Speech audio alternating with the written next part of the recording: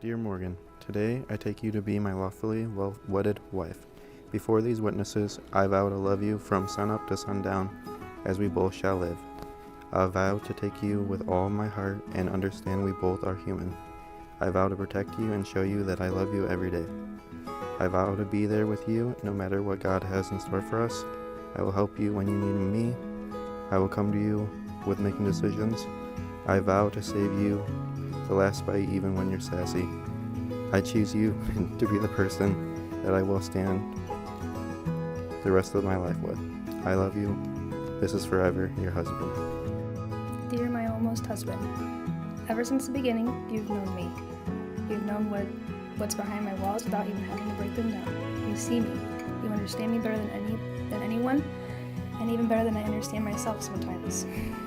You make me laugh and always know how to make me feel better. I can't wait to be your wife. Today and every day, I vow to always be on your side and keep pushing you to be your best self. Remind you how proud I am of you, and never make you feel guilty for pursuing your dreams. I vow to walk beside you through all of your accomplishments and to help you get through any downfalls.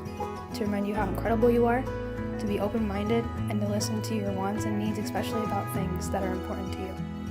I vow to laugh with you, respect and honor you in all the stages of your life, to support you, and to stand by you through all of life's struggles, to build a life full of love and joy that we thank God for every day, to encourage you to take risks, be spontaneous and disorganized sometimes, to never make you feel less than you are.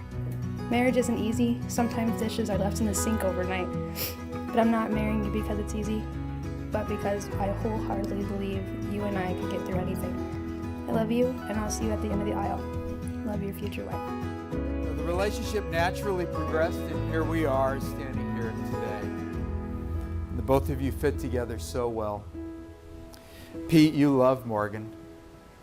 She truly is beautiful to you both inside and out. In the book of Genesis, God brings Eve to Adam as a gift of grace. There's nothing that Adam did to deserve Eve. He just gave her to him. This is the fairy tale part of the story. It just so happened. It just so happened that the both of you met where God dropped another person right into your lap. Your story of how you came together is really important. And yet your story is in a greater story that will be spoken about today and even acted out in the wedding ceremony. May God bless this ceremony as it points to the greater story, the gospel. Each of you are gifts to each other. Marriage is a sacrament. It's all about the unmerited favor of God who gives good gifts in grace. A marriage is a really good thing. It's full of excitement, adventure, and pleasure. But marriage also reflects something much deeper than simply your happiness. It's not about what you get out of marriage. So my exhortation to you is that marriage is not only for your pleasure, but it's actually a sacrament. It's something mysteriously holy, separated out by God to be a picture of His grace. It's the gospel, or good news, that God has acted out. This is why marriage is not to be entered into lightly or unadvisedly, but reverently, deliberately, with God's design in mind. So marriage as a sacrament also dramatically pictures the gospel as covenant relationship.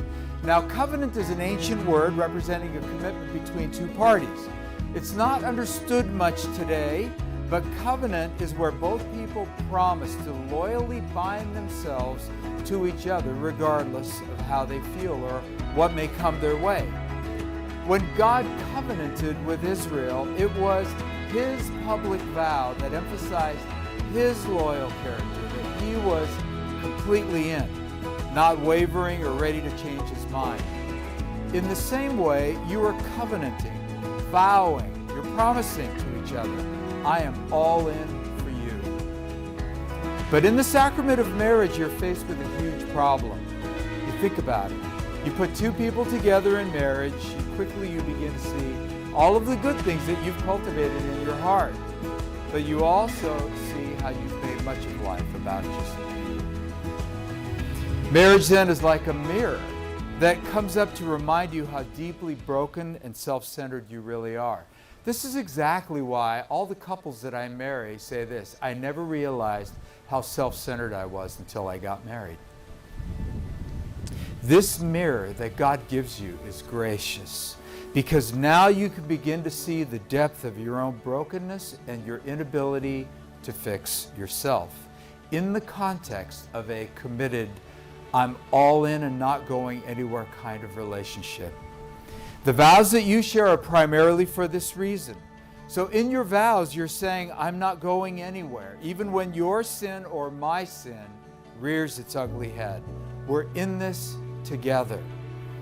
And in the context then of a committed relationship where you know that the other person is committed to stay, you begin to grasp your need for forgiveness and your need to forgive. Now, forgiveness at an earthly level only points to the ultimate forgiveness that you've been given because of Jesus Christ. You can be honest about your sin in the context of this relationship because you know that you have been completely accepted and forgiven. As the minister of the gospel of Jesus Christ, and by the state of Indiana, I now pronounce you husband and wife in the name of the Father, the Son, and the Holy Spirit. Pete, you may now kiss your bride. It is an honor for me to present to you for the very first time Mr. and Mrs. Pete Mamounas.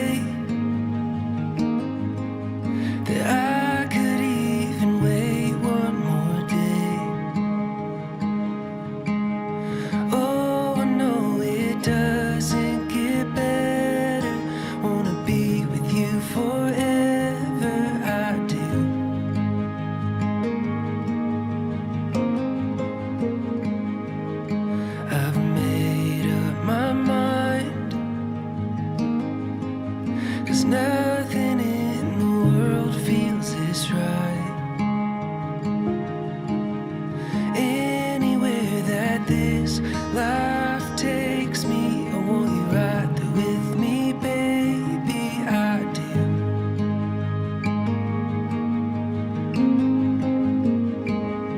Oh, you will ever be the only love I ever need. Oh, I never knew that I would ever find someone like you.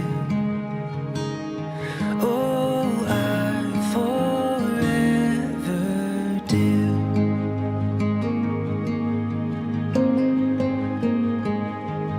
With your